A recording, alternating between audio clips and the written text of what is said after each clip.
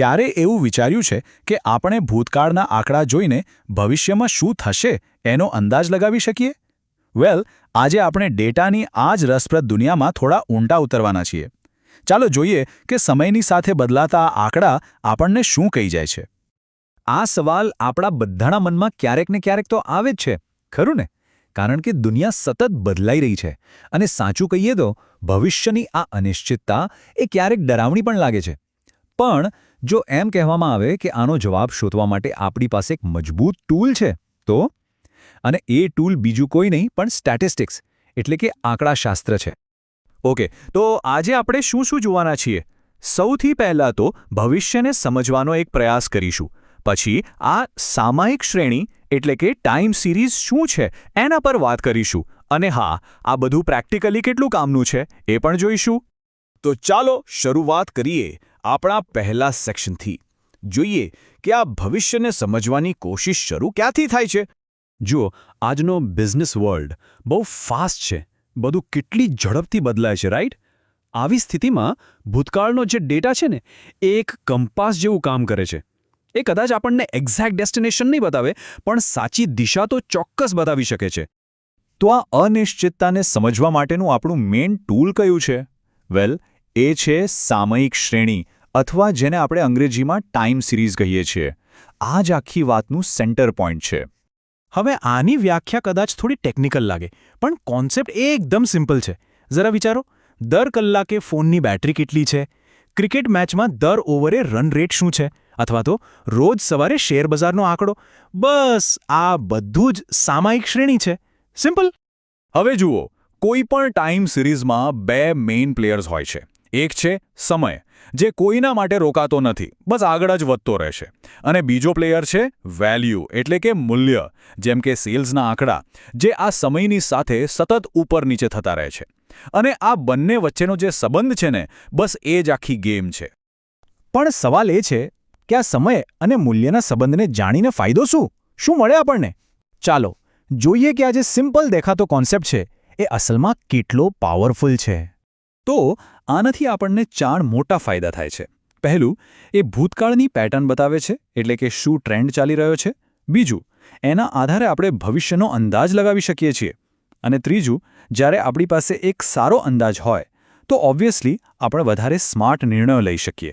અને છેલ્લે, આપણે 2 અલગ અલગ કંપનીઓ કે સમયની સરખામણી પણ કરી શકીએ છીએ. ઓકે, તો આપણી પાસે ડેટા તો આવી ગયો, પણ એ ડેટા જે વાર્તા કહેવા માંગે છે એને સમજવી કઈ રીતે? એના રહસ્યો કેવી રીતે ઉકેલવા? ચાલો હવે આપણે એનાલિસિસ એટલે કે વિશ્લેષણની પ્રક્રિયામાં થોડા ઊંડા જઈએ. કારણ કે જુઓ, રિયલ વર્લ્ડનો જે ડેટા હોય છે ને, એ કોઈ શાંત નદી જેવો સીધો સાધો નથી હોતો. એ તો તોફાની દરિયા જેવો છે. દરેક મોજાની પાછળ બીજા ઘણા કારણો છુપાયેલા હોય છે. અને એટલે જ આપણે ફક્ત ઉપરથી નહીં પણ ઊંડાણમાં જઈને જોવું પડે છે. એકદમ સિમ્પલ ઉદાહરણ લઈએ, ઘઉંના ભાવનું. ભાવ કેમ વધે કે ઘટે છે? શું ખાલી પાક ઓછો થયો એટલે? ના, એવું નથી. વરસાદ કેવો પડ્યો, બજારમાં ડિમાન્ડ કેટલી છે, ટ્રાન્સપોર્ટેશનનો ખર્ચ એટલે કે ડીઝલનો ભાવ શું છે, આ બધું જ એકસાથે અસર કરતું હોય છે. તો એનાલિસિસનો ગોલ જ એ છે કે આ દરેક ફેક્ટરની અસરને આપણે સમજી શકીએ. તો પછી ટાઈમ સિરીઝ એનાલિસિસ એટલે શું? સિમ્પલ શબ્દોમાં કહીએ તો એક પ્રકારની ડિટેક્ટિવ જેવી કામગીરી છે. આપણે એવા બધા જ કારણોને શોધી કાઢીએ છીએ જે કોઈ એક વેલ્યુમાં ફેરફાર માટે જવાબદાર હોય. અને આ જાસૂસી 2 સ્ટેપમાં થાય છે. સ્ટેપ 1, એક ડિટેક્ટિવની જેમ આપણે બધા શંકાસ્પદ પરિબળોની એટલે કે સંભવિત કારણોની એક લિસ્ટ બનાવીએ છીએ. અને સ્ટેપ 2, પછી એક સાયન્ટિસ્ટની જેમ આપણે દરેક કારણને અલગ પાડીને ચેક કરીએ છીએ કે ભાઈ આની એકલાની અસર કેટલી છે.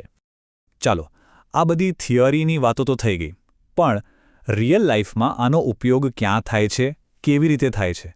ચાલો હવે એના પ્રેક્ટિકલ ઉપયોગ પર નજર કરીએ. અને એવું બિલકુલ નથી કે આ ફક્ત બિઝનેસવાળા લોકો માટે જ છે. ના, સાયન્ટિસ્ટ્સ એક્સપેરિમેન્ટના રિઝલ્ટ સમજવા માટે, સોશિયોલોજિસ્ટ સોશિયલ મીડિયાના ટ્રેન્ડ્સ પકડવા માટે, અને હા, પોલિટિકલ એનાલિસ્ટ્સ પણ ચૂંટણીના પરિણામોની આગાહી કરવા માટે આનો જ ઉપયોગ કરે છે. તો જુઓ, આ છે એના મેઇન ઉપયોગો. ભૂતકાળને સમજવું, ભવિષ્યની આગાહી કરવી અને એના આધારે સારા નિર્ણયો લેવા. પણ સૌથી ઇમ્પોર્ટન્ટ વાત એ છે કે આ એનાલિસિસ આપણને એ પણ સમજવામાં મદદ કરે છે કે આપણી આગાહી અને હકીકત વચ્ચે જો કોઈ ગેપ રહી ગયો તો એ કેમ રહી ગયો, અને આ જ લર્નિંગ આપણને નેક્સ્ટ ટાઈમ વધારે સચોટ બનાવે છે. ચાલો આ છેલ્લી વાતને એક નાના ઉદાહરણથી સમજીએ. માની લો કે આપણા એનાલિસિસ પ્રમાણે આવતા મહિને ઘઉંનો ભાવ $210 પ્રતિ ટન રહેશે. ઓકે, આપણે એ હિસાબે બધી તૈયારી કરી લીધી.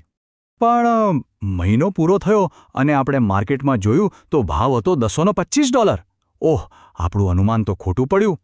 હવે અહીં જ આ એનાલિસિસની ખરી તાકાત સામે આવે છે. આ જે $15નો ફરક આવ્યો ને, એ ફેલિયર નથી, એ તો શીખવાની એક તક છે. હવે આપણે ઊંડા ઉતરીને તપાસ કરી શકીએ છીએ કે એવું તો શું થયું જે આપણે મિસ કરી ગયા. શું ક્યાંક અચાનક ડિમાન્ડ વધી ગઈ કે પછી ટ્રાન્સપોર્ટનો ખર્ચ વધી ગયો? અને આ જે જવાબો મળશે ને, એ જ આપણને ભવિષ્ય માટે વધુ સ્માર્ટ બનાવશે. અને અંતે એક સવાલ સાથે આ વાત પૂરી કરીએ જે ખરેખર વિચારવા જેવો છે. આપણે કહીએ છીએ કે ભૂતકાળને જોઈને ભવિષ્યનો રસ્તો બનાવાય, બરાબર? પણ જ્યારે દુનિયામાં કંઈક એવું બને જે પહેલાં ક્યારે બન્યું જ નથી, જેનો કોઈ ડેટા જ નથી, ત્યારે શું? આ સવાલ આપણને યાદ અપાવે છે કે ડેટા ગમે તેટલો પાવરફુલ હોય, એની પણ એક લિમિટ હોય છે. આના પર વિચારતા રહેજો.